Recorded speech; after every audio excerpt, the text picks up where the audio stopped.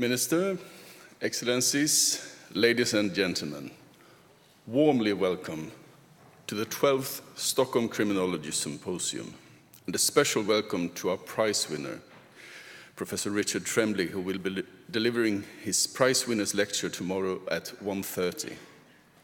I would also like to give a special welcome to the Minister for Justice and Migration, Johansson, who will soon be participating in the opening discussion. It is a great honor for me to once again welcome so many participants from so many parts of the world, bringing so many important messages and questions to Stockholm. It's now the 12th time that we at the National Council for Crime Prevention, or BRÅ, as our abbreviation is pronounced, invite to and arrange this conference, which has become one of the most well-known annual meeting points in the world for research, practice, and policy in the field of crime policy. There's a lot of hard work and preparations going into preparing and conducting this conference. And I would like to thank the BRÅ employees for their important work, and not least Sara Jimstad, who is yet another year our program and project manager for the conference. As you have no doubt deduced, we are not only arranging this conference because our government has instructed us to do so, nor because of just the goodness of our hearts, or even in order to keep with the Swedish tradition of celebrating knowledge through prizes and ceremonies. Let me be perfectly transparent. This event is very useful for BRÅ.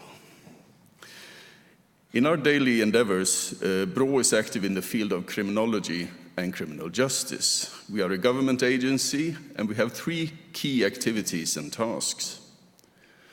Firstly, we have a large statistical branch that is responsible for, among other things, Sweden's official crime statistics, ranging all the way from statistics of police-recorded crime to recidivism in crime. We also have the task of conducting major surveys on the public's exposure to crime, perceptions of insecurity, and the trust in the criminal justice system, including the police. Secondly, we conduct a significant amount of research, primarily on behalf of the government. These studies focus on different kinds of activities and aspects of the law enforcement and criminal justice sector, and also studies on different types of crime. Thirdly, we provide comprehensive support to practical crime prevention measures throughout Sweden, and we provide assistance to the development in the police, in the municipalities and other organizations of new practices based on the best available knowledge. What characterizes BRÅ's activities is that knowledge is and must be applied. The statistics, the research results, and the knowledge support for crime prevention must all be useful and be able to contribute to real improvements. To work this way, these applied activities must be founded on a base of activities and findings provided by many other agents and actors. It is in this context I value applied knowledge activities in other but closely related areas, such as the areas of social services.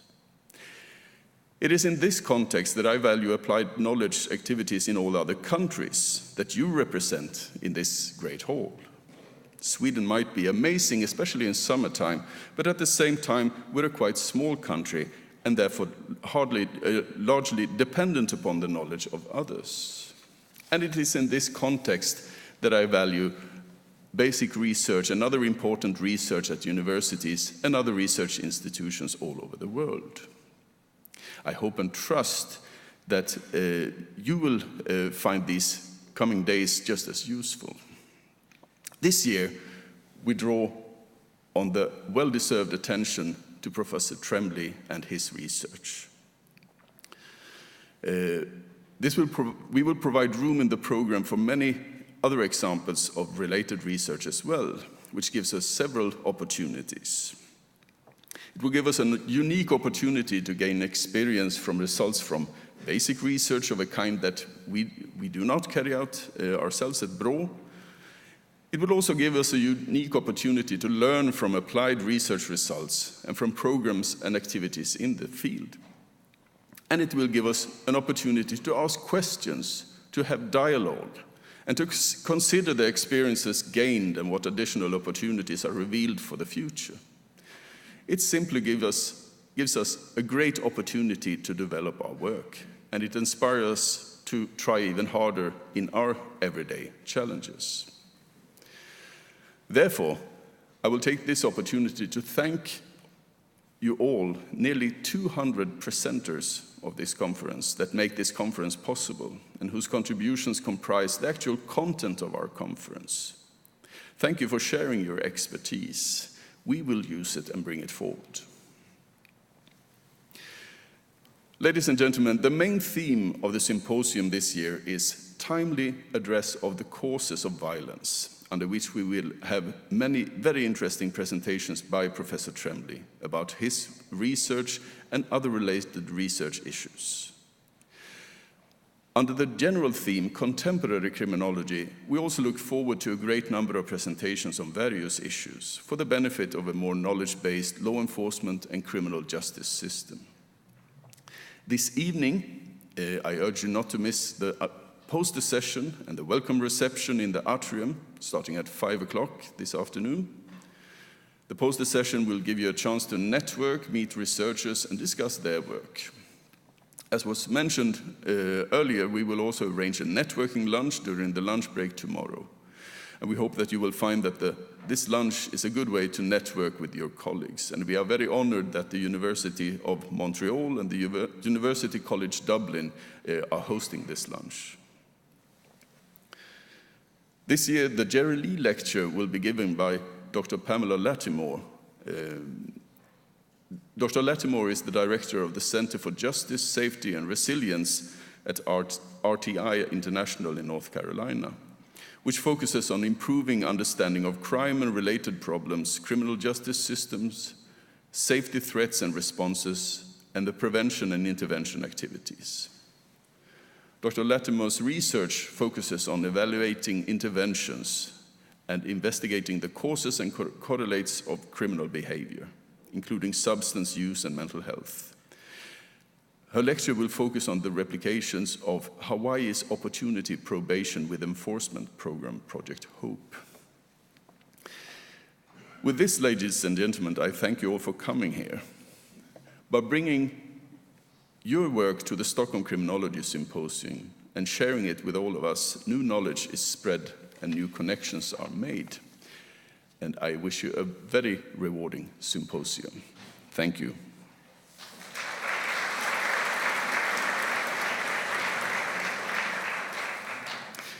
We will now turn to the opening discussion. Our moderator today is Lisa Kirsebom, who is a freelancing science journalist and moderator. Ms. Kirsebom has studied physics, chemistry, and biology at Lund University, and as a reporter, she covers mainly research-related topics.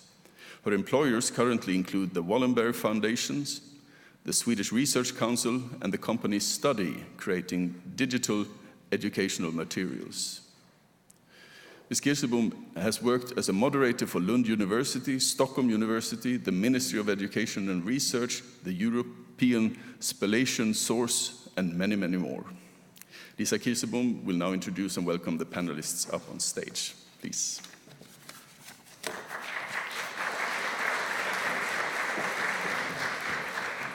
Thank you very much. It's a great honor for me to be here with you today to guide you through this opening discussion, Timely Address of the Causes of Violence, Researchers' Advice to Policy. This year's recipient of the Stockholm Prize in Criminology, an emeritus professor of pediatrics, psychiatry, and psychology at the University of Montreal, professor of early childhood and human development at the University College Dublin, currently also doing research in France, who has so far produced more than 500 publications on early indicators and prevention of violence and criminality. Throwing light on the effects of parenting, biology, schools, and much more, he has been called a Renaissance scholar for his way of building bridges between scientific disciplines and also embedding basic science into applied criminology. So, ladies and gentlemen, please welcome Professor Richard Tremblay.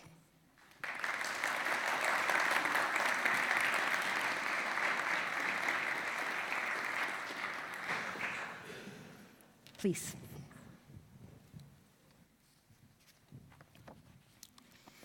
Emerita Professor of Psychology at Stockholm University, affiliated Professor of Psychology at Karolinska Institutet, and connected to these two universities' common Center for Health Equity Studies. Her research is focused on behavior and personality, neuropsychological and psychobiological indicators of vulnerability for developing ill health-related lifestyles, and psychosocial disturbances, such as eating disorders, antisocial behavior, drug abuse, and violence.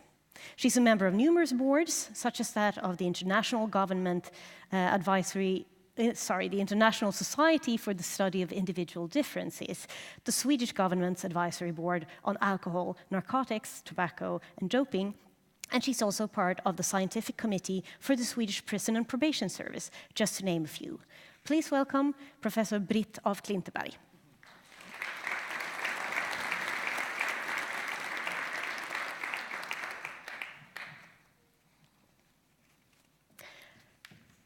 And our third panelist is a distinguished emeritus professor of psychiatry and professor of psychology and epidemiology at University of Pittsburgh, having over the years published more than 200 scientific papers and 12 books in the fields of juvenile antisocial behavior and delinquency, substance use, and mental health problems. In the world-famous longitudinal studies, the Pittsburgh Youth Study and the Pittsburgh Girls Study, he has made great contributions to the understanding of how and why young people develop problems such as serious delinquency, mental problems, and drug problems. Please welcome Professor Rolf Loeber.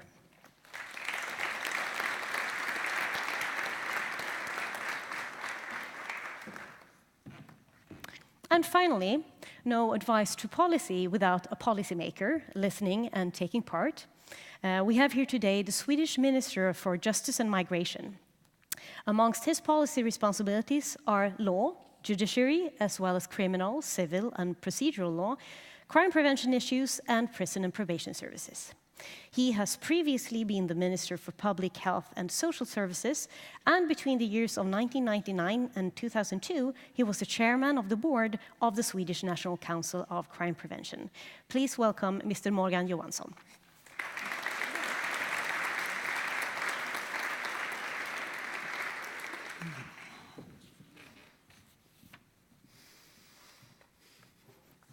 Great to see you all here. Now, I'd like to turn first of all to Professor Tremblay. All of you researchers, I know you focus and emphasize the importance of early, individual-oriented measures to prevent later problems. But would you begin with telling us something about the most important findings you've made on identifying very young people at risk of developing a criminal behavior? Give us a few highlights. Well, I guess over the years, the most important findings have been going backwards and backwards and backwards.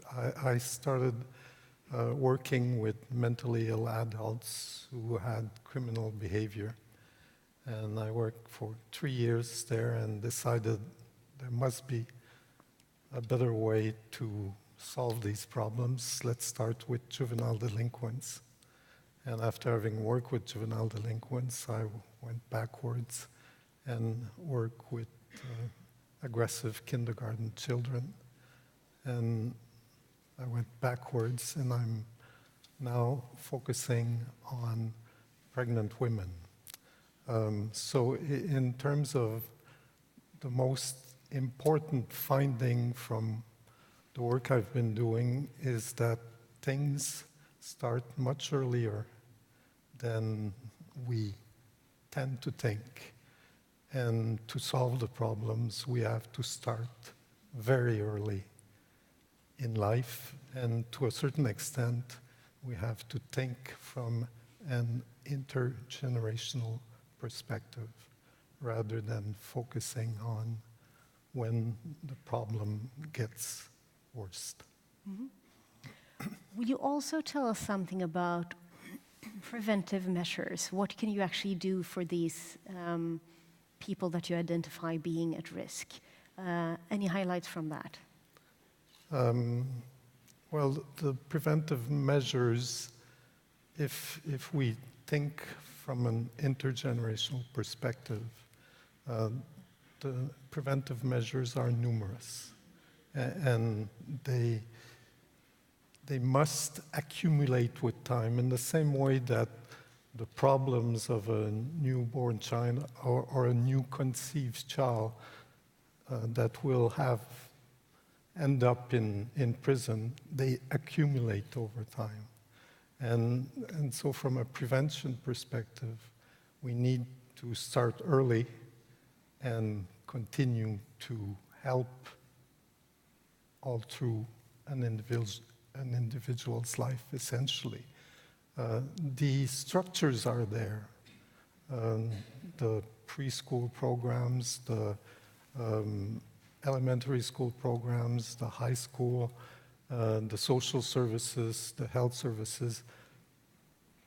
I think that the main problem is that there's no coordination, not enough coordination in terms of services, especially for those who need it most. Thank you. I'd like to move on to Professor of Klinteberg, and really with the same two questions. Your most important findings on identifying individuals at risk, and your most important findings on what we can do for them. Well, I can say I had the possibility to start and work within longitudinal studies here in Sweden, as we have the possibility to do that. And I worked within the IDA program, Individual Development and Adjustment. And there we had youngsters from the age of 10, and so that's not so early. And we could follow them up to the 40s, 45.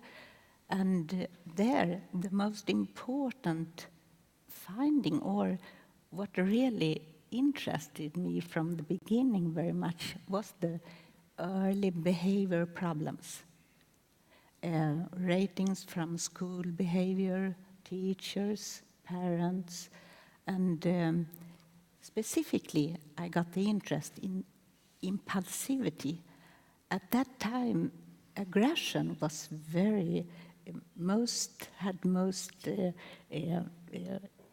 been studied, but impulsivity and impulse disturbances was really what interested me much, and we also started then the studies on hyperactive behavior, combining the hyperactive and concentration difficulties. The combination makes it, and we studied it together with the aggression and saw that impulsivity had really had a neuropsychological basis. So that was one aspect of the personality based in the neuropsychology. So that is something that perhaps is the most interesting part, and then we continued over time. Did you find any preventive measures to be specifically effective?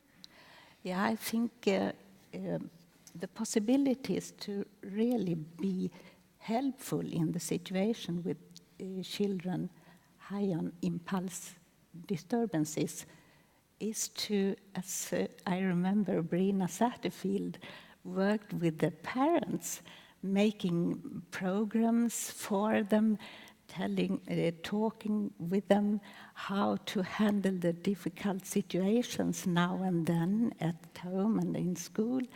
And the parents was also asked to play and to be the child, and she was the parent. So they learned very much about that. Was really fantastic, very, very early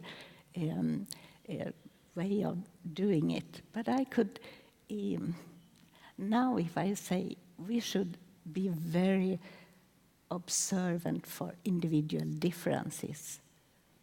And already at the early schools or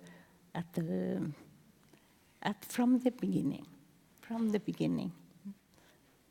Thank you. Professor Loeber, same for you. Most important findings on finding people at risk of violence and criminality early?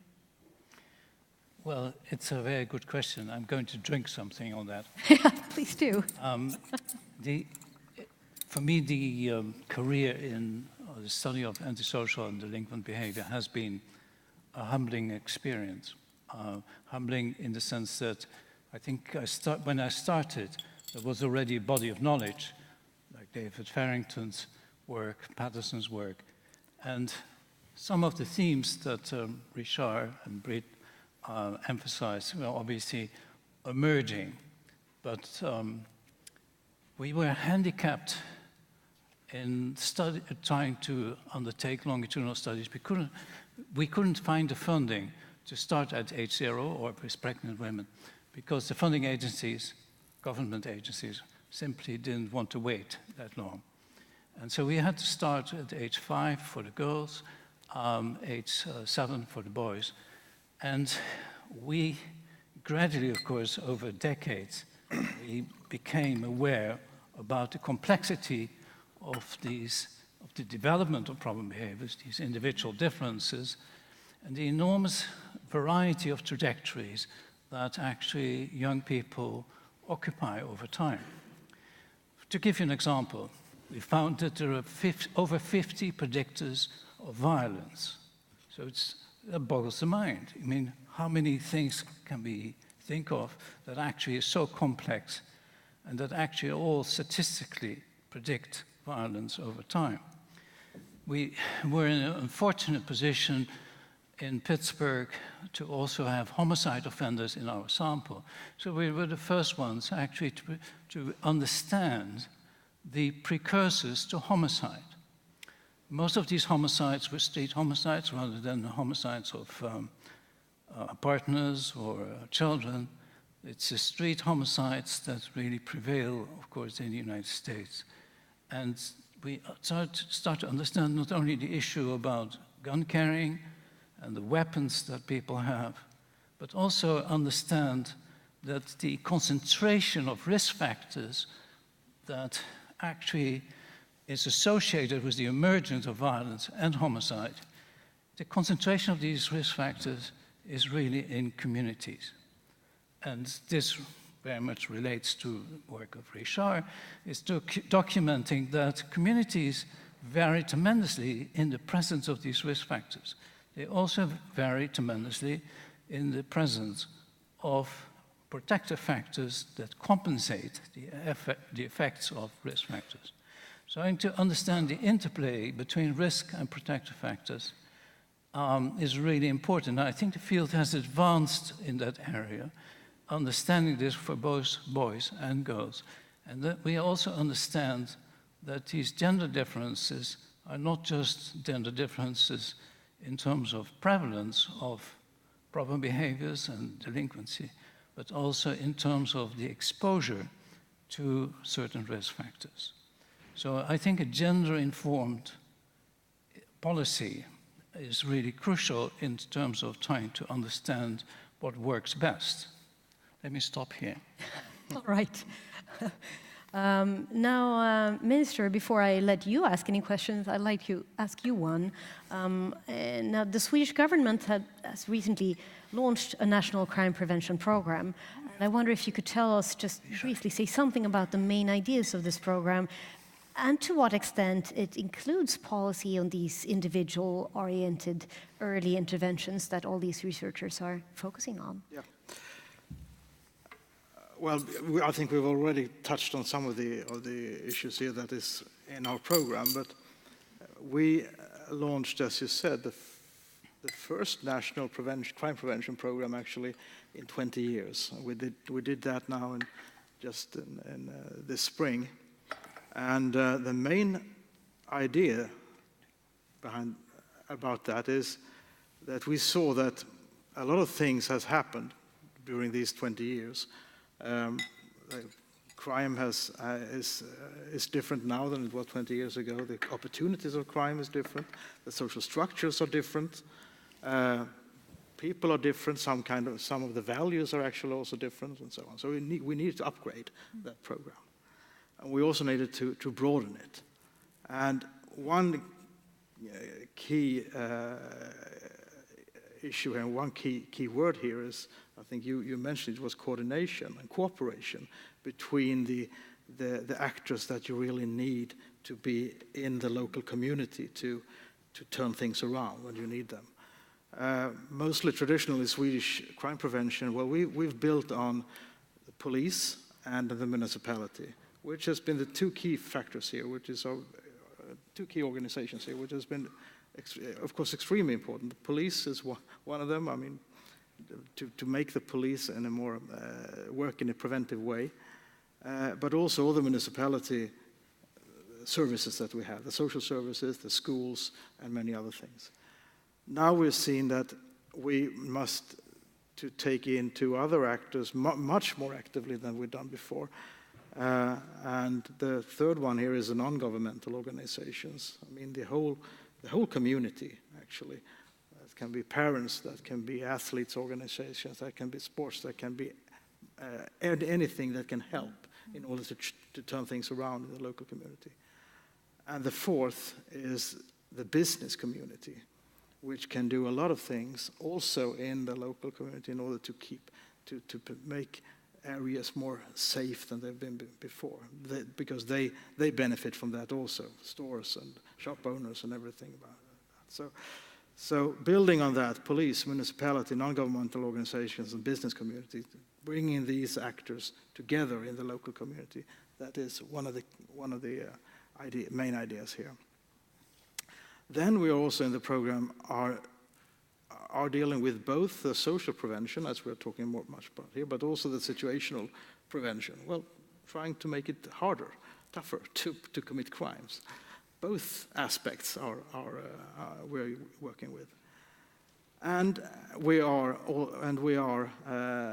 last, which I'm going to come into now. We are very much into the idea of making early interventions on the social side, on young people and children.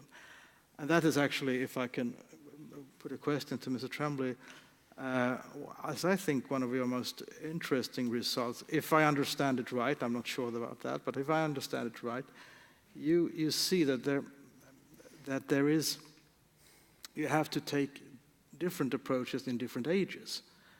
And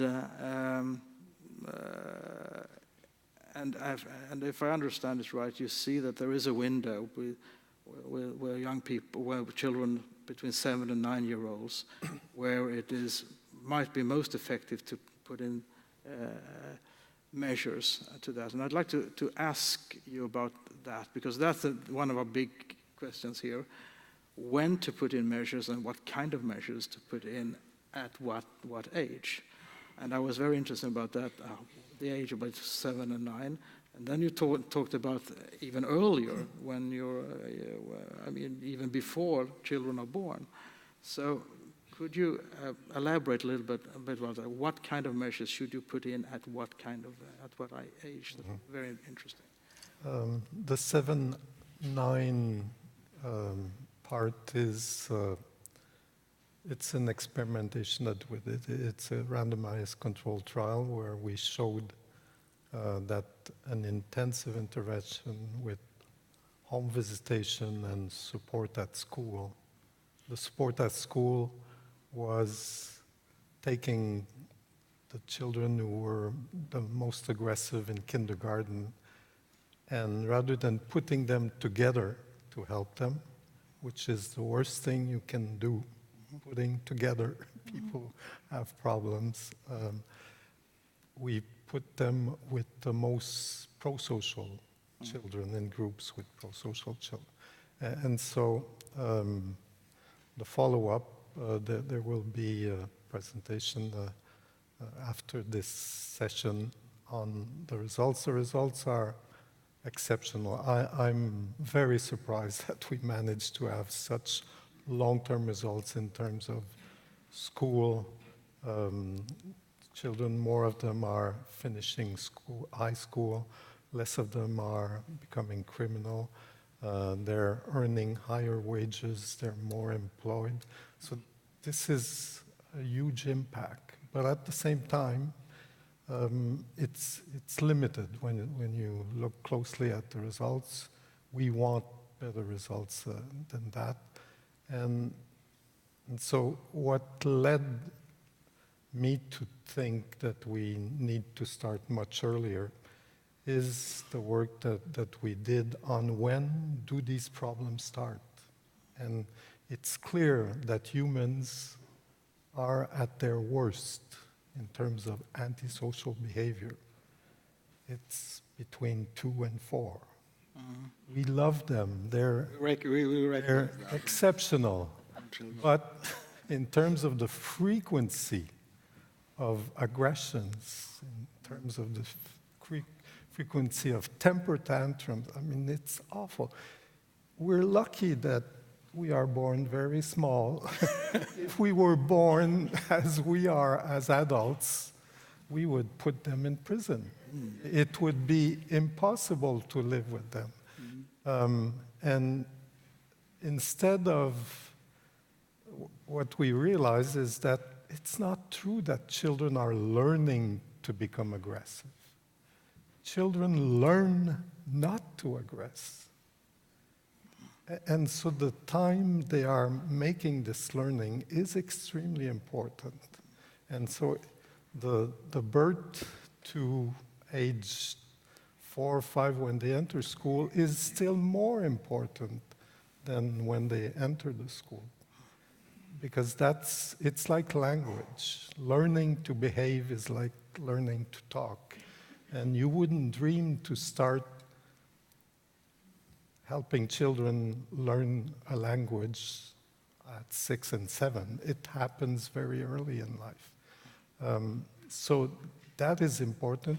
And then when you look at the studies on intergenerational transmission of these problems, as Rolf was saying, there are communities and families. It's very hard for parents who've had a history of behavior problems to help their child learn to control themselves because they have problems themselves controlling.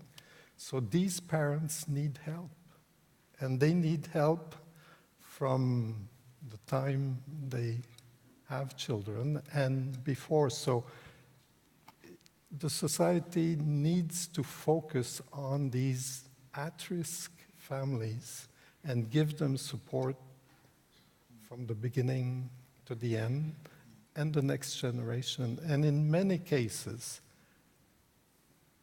the success will come in the second generation. And we have to think in those terms.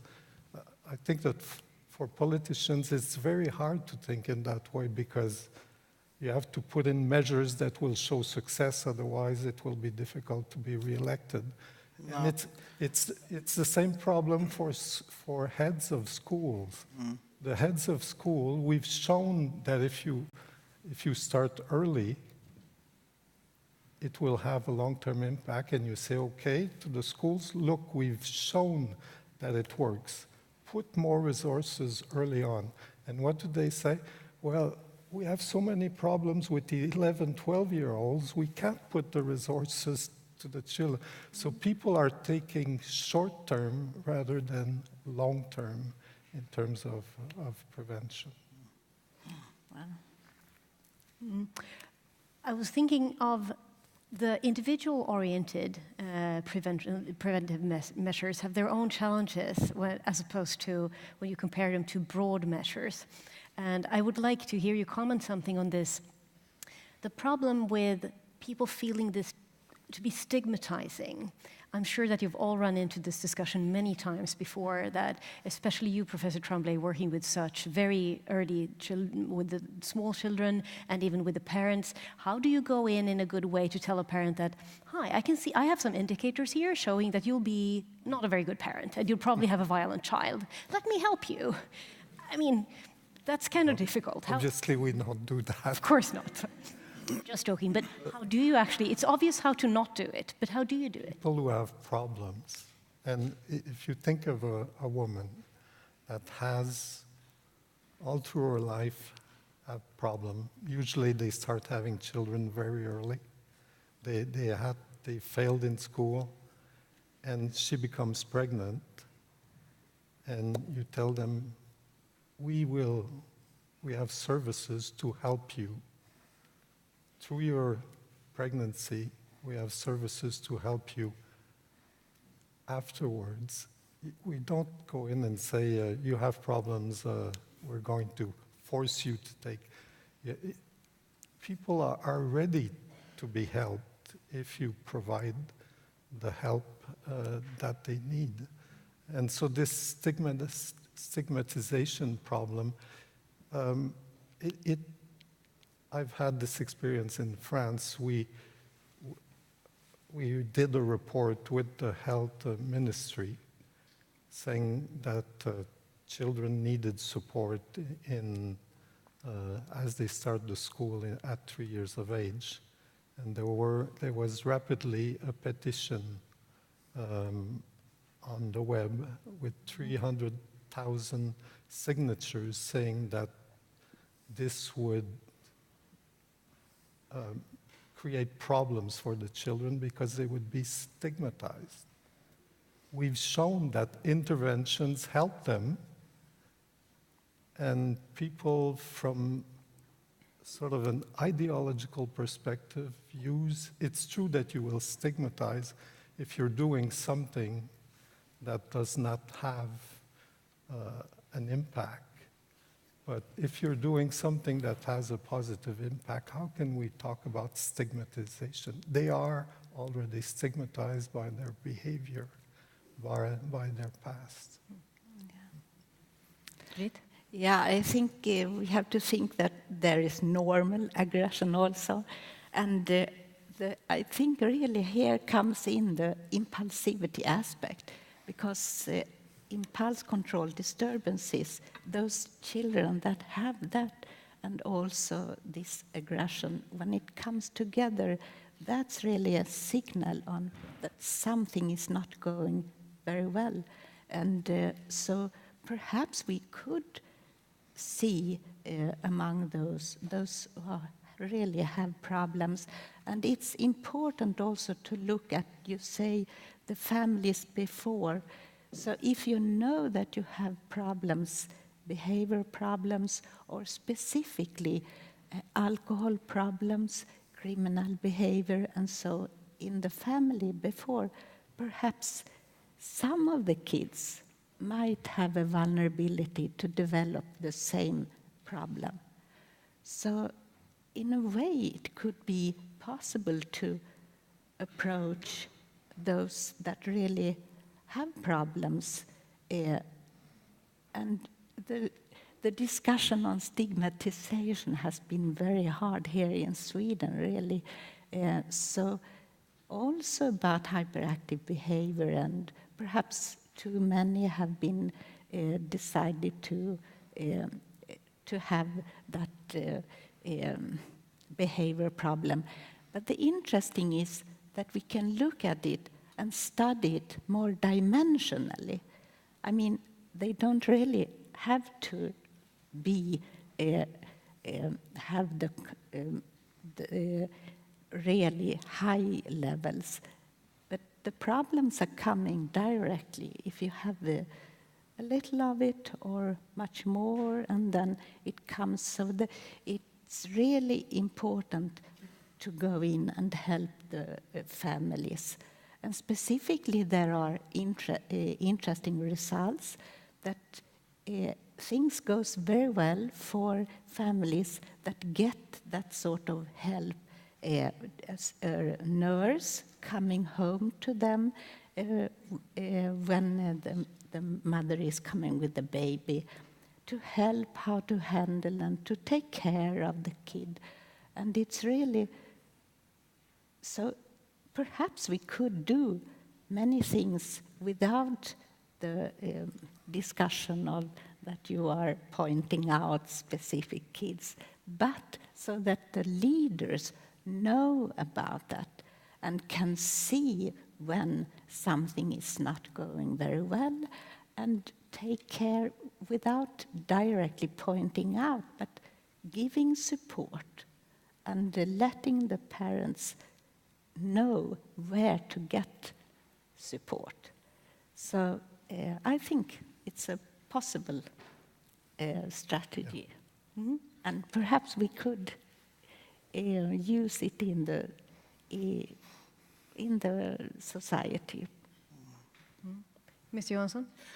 Well, isn't the answer to the whole stigma issue to have a general welfare state approach?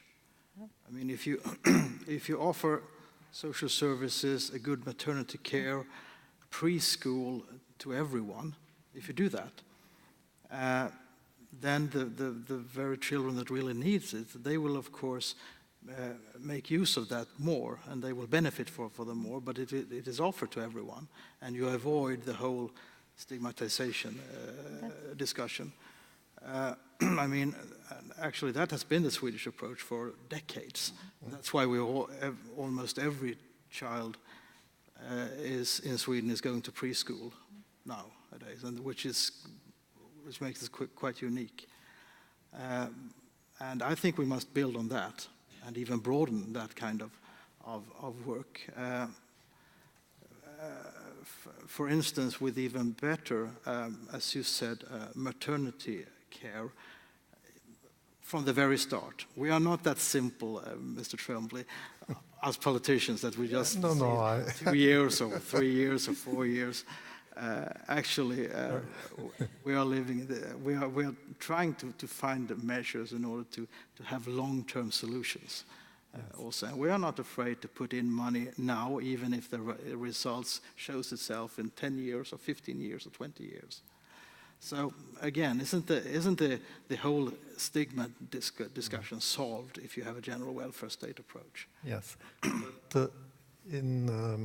At least in Canada, where we have a welfare state approach, when we look closely, those who are using the services, who are not using the services, are the ones that need it most. Yes. And so we need a way to reach out to these families.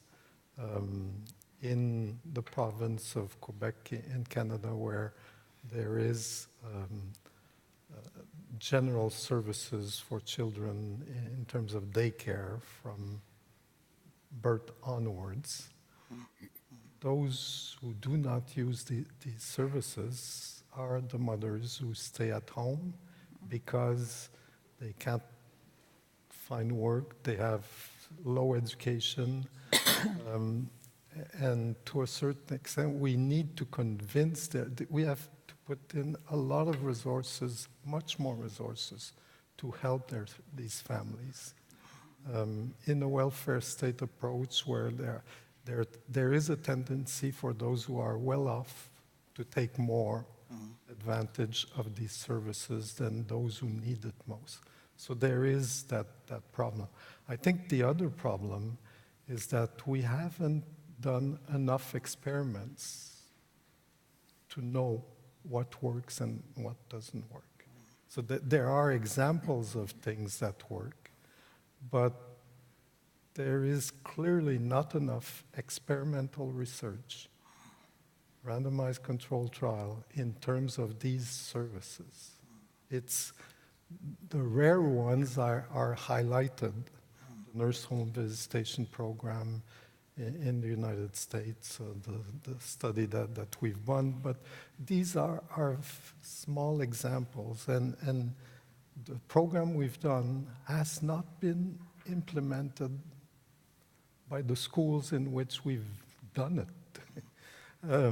So we need we need a welfare approach which is experimentally based, in the same way that medicine is experimentally based.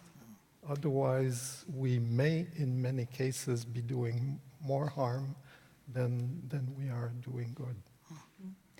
Professor Loeber and then Professor of Klinteberg. There are many points raised this morning that are not in need of dispute. But let me add that on the one hand, what has been emphasized is universal interventions. Obviously, preschool is one of them. And I think that's really tremendously important, and I think Sweden, or Quebec for that matter, and many other Western European countries, and perhaps elsewhere, have been leaders, in universal interventions. But at the same time, we have to just be prepared that kids fall between the cracks. And that we need also very specific interventions for kids at higher risk. What strikes me is that some of that may be apparent between age 5 and 7, and that's very important, and I think Richard has been a leader in the field in recognizing that group. But at the same time, it's not that difficult to think of other groups at different ages that actually emerge, because what the target that we are really aiming at, that is the problem behaviors, antisocial, violent, or deceptive forms of cybercrime, you name it, all these tend to kind of flow and emerge with development. So nothing, I would say, but Richard can contradict me, there's nothing that would say that everything is determined by age 7. So if that's the case, it means basically a moving target. It's also a target that renews itself, that is, each generation presents the same kind of problems in different proportions, by the way. It doesn't have to be the same proportion. So if that's the case, we need to think of other diseases for which we are really quite prepared to do both a general and a very specific forms of intervention. Take, for example, diabetes. There's childhood onset diabetes, there's onset in adolescence, there's onset in adulthood. There is no dispute, as far as I know, also in Sweden, that interventions need to take place for these individuals, that preventive interventions are necessary, that that's a public health problem, and that there are public health methods to decrease diabetes. I think we can learn much from an example like that about how systems can be set up to actually decrease aggression in all its various forms, deceptive behaviors, and particularly the kids who combine the two. So think about it from the angle of multiple agents, obviously, as you said, who can actually help to decrease these problem behaviors at different points of development. Professor of Klinteberg? I support very much what you say here. But at the same time, we can just be aware of that those parents who are not taking care of or coming to the meetings or to the social, what we can offer them, we have the abuse behind, and we have violence. And that is going on perhaps in the families. So that's why it's so difficult to approach. And that's also perhaps why they are not coming to meetings or coming to school meetings and to discuss the children. And so we have to be aware of that, and that is that's a huge area with the violence we have in homes, and specifically combined with the abuse. And it's hidden, very much hidden. We have studies on abusing females, women, that is going on, having their work, and they have take care of their children, but they are really dependent and ask for help. But at the same time, we have to be aware that that is going on beneath all the problems. So the thing that we can do really preventive for these kids, it's also to inform the parents how important it is that they do not start early with alcohol drinking and drug abuse. It's so many, 5-6 times more risk that they develop dependency if they start at the before 15, for example. So that could be a sort of strategy to prolong the time that they are free from drugs and alcohol. It sounds like this again ties back to what you brought up, and what you brought up, Mr. Johansson, with the need for more cooperation across different segments of society, between different authorities and different municipality, etc. So I'm curious if you have any experiences, if there's any research showing any good examples, simply, something that has been done that really works, that ties these bonds and supports individuals so that they step on a better road. Are there any examples like that? Professor Tremblay. Before answering that, I'd like to come back to the idea that Rolf presented at the start in terms of the sex differences.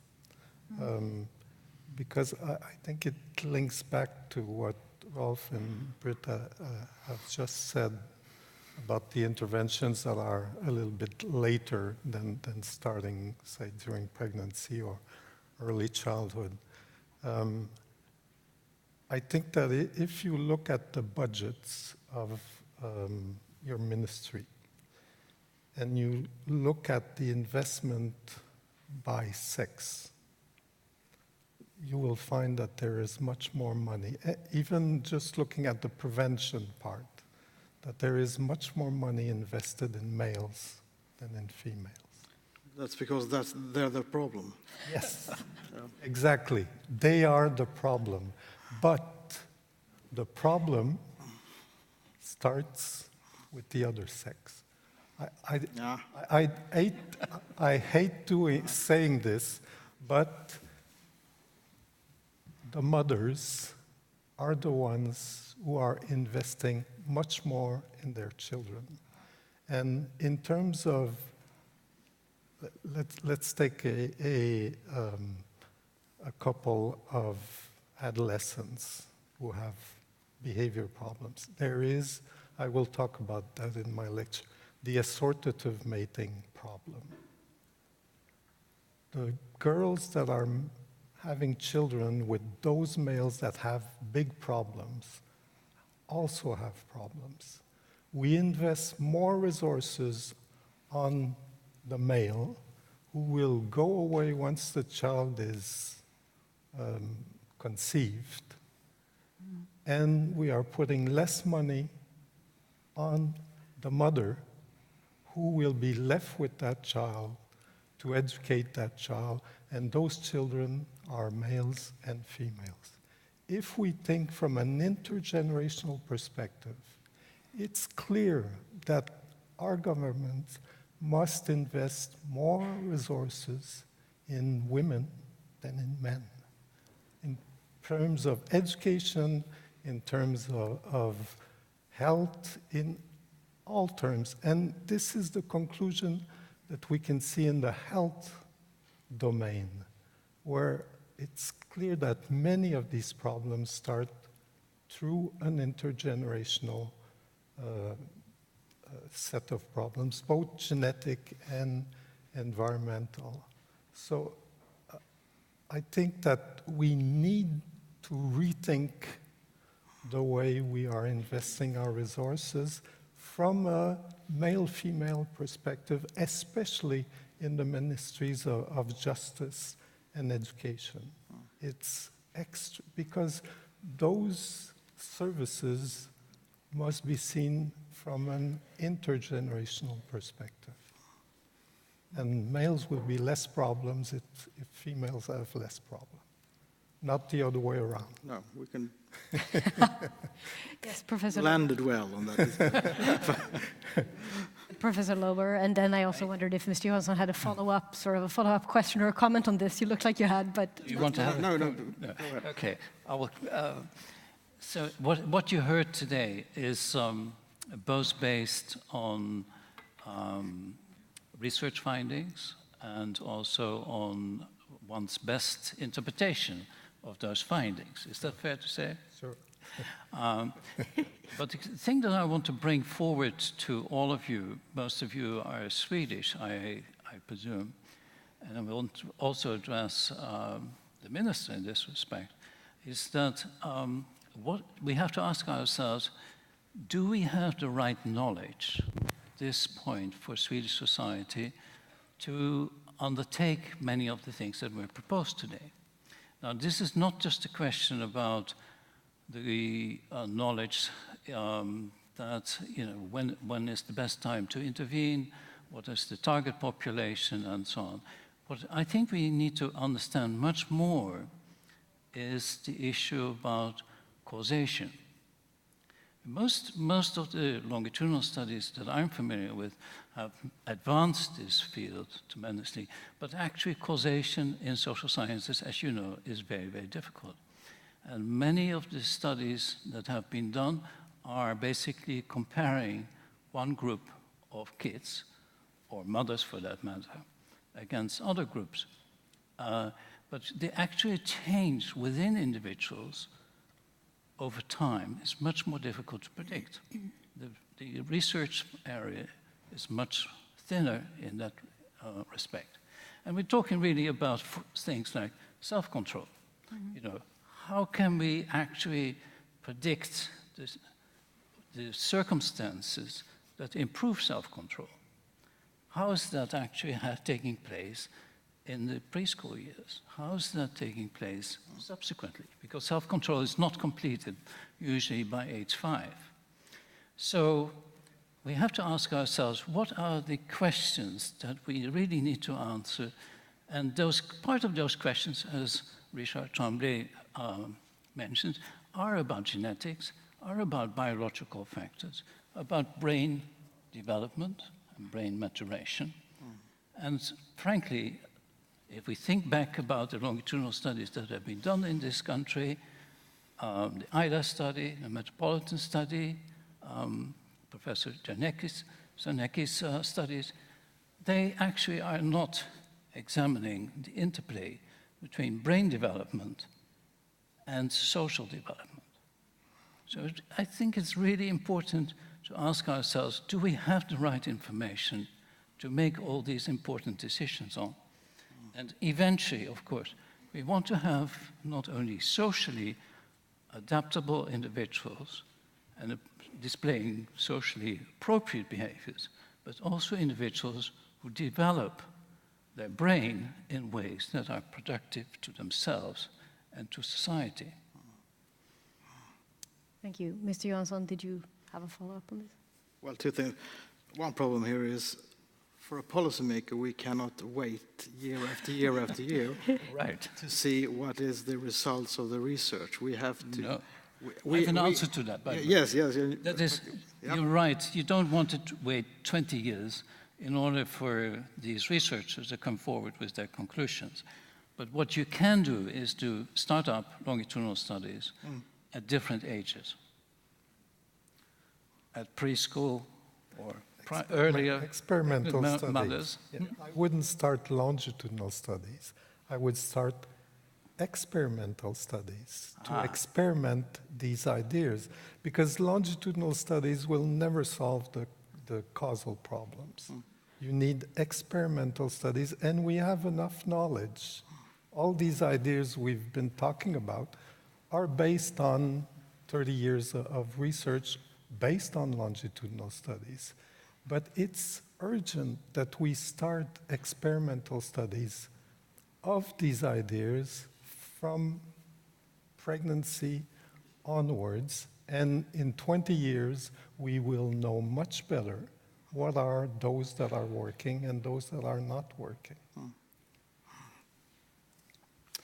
Well, I think I'm sure that there is a very big need for even more research in that sense, and that's an issue for the research community to evaluate what kind of research to be done. But my point was that the problem for a policymaker here is that there will always be different approaches also within the research community. Of course. Yeah. And sometimes it is difficult to know whether to go in that direction or the other direction, it's or very the third direction. Yes. Yes. Yes. And then you can't wait for decades in order to get a clear answer on what is the direction to go, because to be fair, we will never get that clear answer. But we have to act with the information that we have now. And I think, in this discussion, I think we have picked up quite very good information in that sense. When you're talking about when we're talking about early interventions, Mr. Tremblay, I think you are absolutely right that we had to put in more money into that kind of intervention. When you ask me what are our money going through in my department, well, we have the police, we have the correctional services, we have that kind of work that is actually coming in afterwards when things already have gone wrong. And then it is, as we said, it is the men that is the problem here, and the boys that is the problem. But in order to fix that, I think you're absolutely right. We have to put in more resources in that kind of preventive measures to help the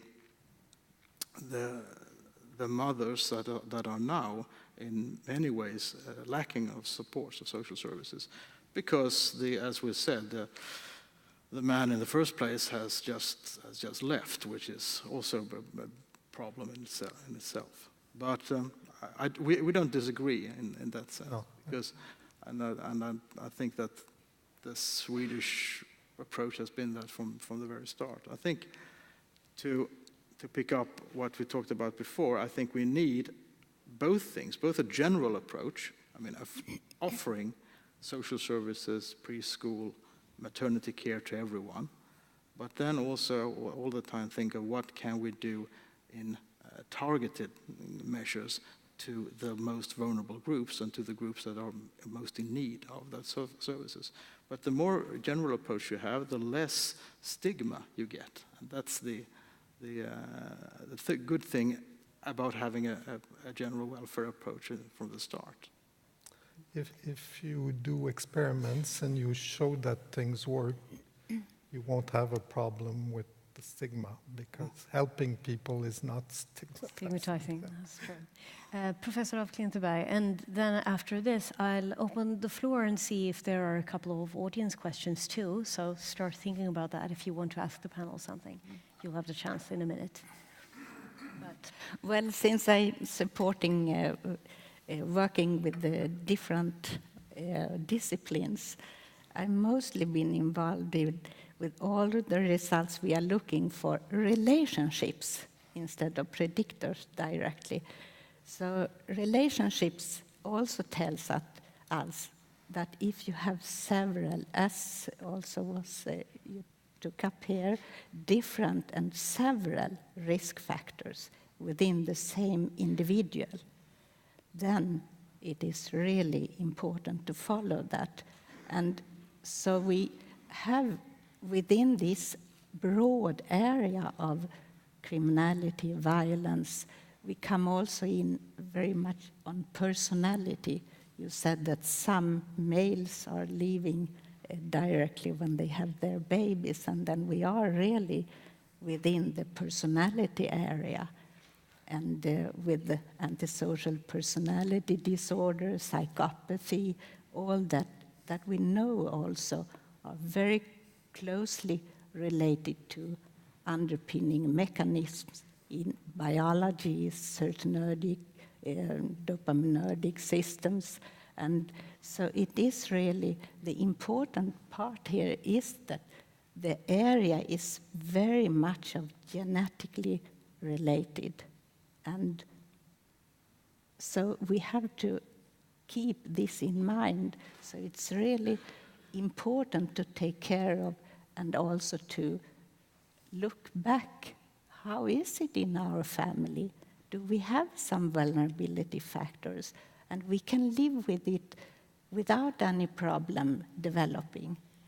But it depends on what is happening around. So we can do and try to support the surrounding as good as possible. And that is what we can really work with within the political life, and just the surroundings. We can just be aware of that we are really different, individual differences, and do the best out of it. Thank you. Are there any questions from the audience? Yes, we have one right over here, and then we have one over there, but we'll start over there.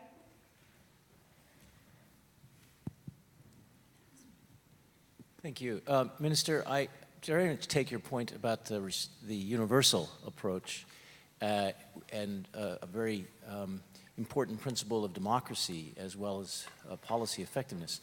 I'm wondering if we can't frame even an experiment for Sweden or any country around the idea of universal responsiveness. One of our previous prize winners, John Braithwaite, wrote a book called Responsive Regulation, in which you have the same approach to everybody at the outset. Some people do fine, others don't. You respond to the ones who aren't doing as well. They're not coming to daycare.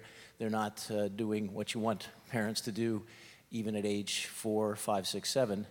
And that it is universally responsive to do more with those who need more and less with those who need less, but that the crafting of the description of the program would always be in terms of universality.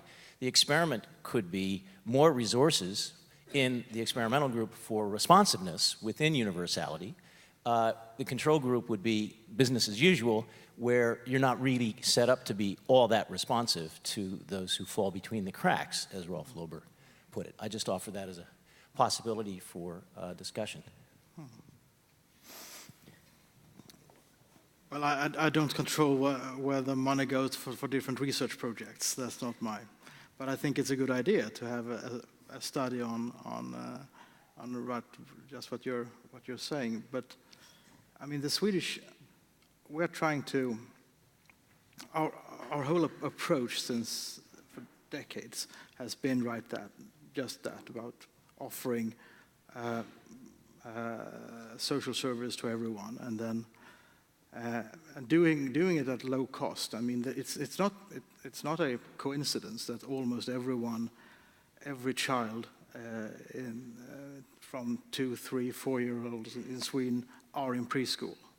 Why is that? Well, it's very cheap to do that. It's very highly subsidized, and it's a norm in the society nowadays. It wasn't like that 30 or 40 years ago. When I grew up, it was the situation was totally different. But it has become the norm, and I think just by us having that now makes it easier for us to put in support when we see whether our children who are acting aggressively. It's much more difficult to find these children when they are not in preschool, of course, and to see them. So we have that ground structure. But then also, as we said, when we see them, then we have to have resources in order to put in place to help them at that in those situations. And sometimes, as you also touched upon it, family and parents are a part of the. Mostly, parents are part of the solution. But sometimes the parents can be a part of the problem also, as we know, when there is abuse, when there is crime itself with the parents. And sometimes you even have to take very extreme measures in taking out the children from the families. That is, of course, the last resort, but sometimes you have to do that. So my point here is, given that we have a situation where almost every child is in preschool, we have also better opportunities to do things, something about it when we see that there is a problem. Yes. Thank you. Yes. Couldn't we frame this in terms of different levels of crime prevention? Perhaps if we talk about, and Professor Loeber told about diabetes as a good example. Can't we talk about primary crime prevention where we have the welfare and all the women and children in school? Can't we talk about the second level of crime prevention when we identify those in risk?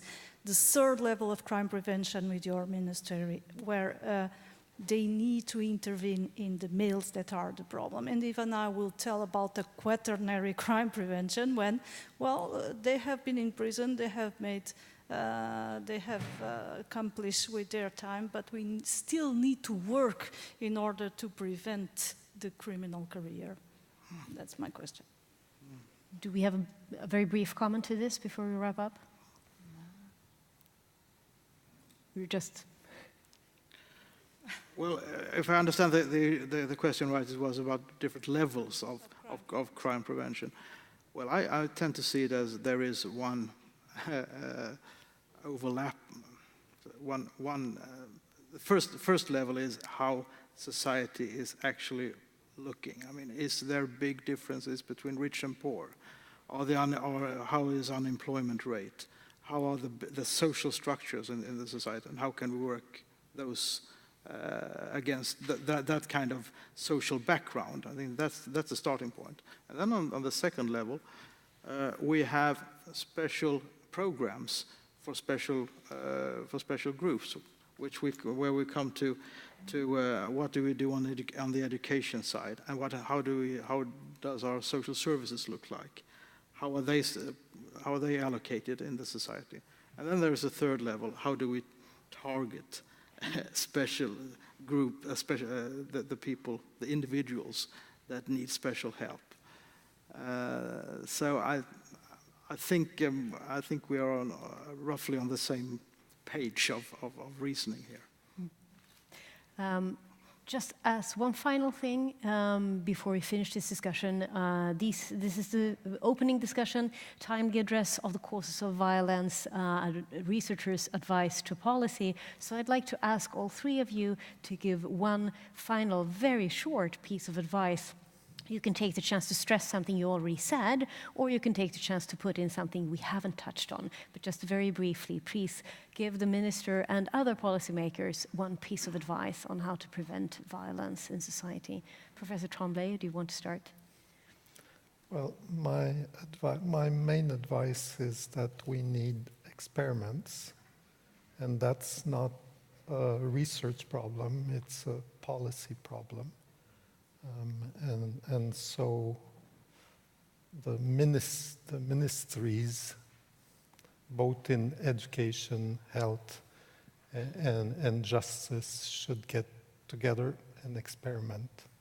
And we'll know in 10 years, 20 years, better than we know now. Thank you. Professor of Klinteberg? Well, I should put forward here now, since we heard about the mothers and we have the combination with alcohol, I think we should really very easily be able to put in sort of questionnaires for pregnant women how much they are drinking. And as the work of Rydberg and Johansson long time ago did, and we know, we just had a very nice review from Uppsala University now on, are the risks really so strong? And they are if you drink much, but it's contradictory results if we drink just a little or so on, but it goes on, and it's also gives us the point that epigenetics are so very important. And there it's easy, they can just see how much they are drinking, and the services can follow up and come with support when they get their babies. That should be a simple preventive action that I would like to put forward. Thank you. Professor Loeber?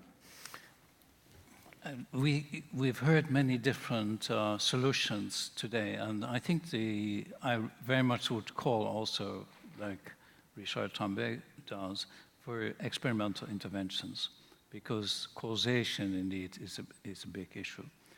But I think at the same time, I'm not sure that we understand all the factors that are actually, should be present in that tableau of causal factors, both in terms of risk as well as protective factors. So I think there's still knowledge to be gained. I think it's very heartening to see that in Sweden, the National Research Council has actually developed a new agenda for research that was issued, I think, in March of this year. And so that's enormously promising. But I'd like to come back to something what the minister said, and that is, we cannot always, if I may cite you wrongly for a moment, and that is, we cannot always expect the experts to give us the best advice. You said something like that. No. You can say no. I think so. I said we can't always wait for year after year after year in order to get the perfect solution, because one, we cannot always wait. Two, we seldom get the perfect solution because there is no perfect solution, because and there's not always agreement. Exactly. So, and we have to act and do things before. Right. You have to. Yes, you cannot wait for the experts or the criminologists, social scientists, and all to have a universal agreement about what to do. No. Right? No. Okay. Because we know that will never happen. We have to draw our own conclusions too. So we have several problems Yes. at hand. Okay. So I do think, though, that, like in politics, we have to get to the best possible solutions. Mm-hmm. Even though there might be experts who disagree, at some point one has to make a decision. Yep. And some experts are more knowledgeable than other experts, to be honest, or actually have a very long experience. Dr. Tremblay, one of them, I would say, listen to him. He has much to say that is really worth following up. Good piece of advice. My answer to that, Rolf, is that the little we know, we need to do experiments and we'll see if we are proven right or wrong. We do too little experiments. There's not enough. And it can only be really well done within the services. If we do small experiments outside the services, we'll never know if it will work in the general services. The services need to have this ethics of, although we have a good idea, we think we have a good idea, someone told us, someone who won a prize told us this. No, we have to experiment it to see if really it works or not. Always try it out to see if it really works. Yes, sounds reasonable. I want to thank you, ladies and gentlemen, for listening and for being patient with, we've pulled a little bit over time. I'm sorry about that. You will now get your coffee. And I'd like to thank the panel greatly for being here and sharing your questions and your answers. So Professor Richard Tremblay, Professor Britt of Klinteberg, Professor Rolf Loeber, and Mr. Morgan Johansson, thank you very much.